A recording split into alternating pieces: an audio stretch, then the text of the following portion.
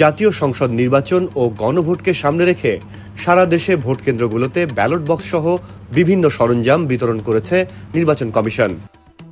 কমিশনের পূর্ব ঘোষিত সময় অনুযায়ী ঢাকা সহ অন্যান্য বড় শহরের ভোট কেন্দ্রগুলোতে সন্ধ্যার মধ্যেই ব্যালট বাক্স পৌঁছে যাওয়ার কথা রয়েছে।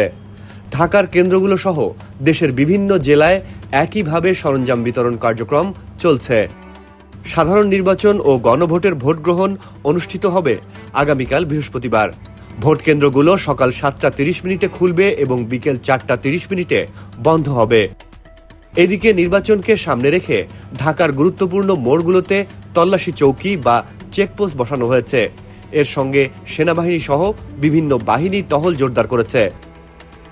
রাজধানীর বিভিন্ন মোড়ে দেখা যায় সেনা ও পুলিশ সদস্যরা যানবাহন থামিয়ে চালক ও যাত্রীদের জিজ্ঞাসাবাদ করছে।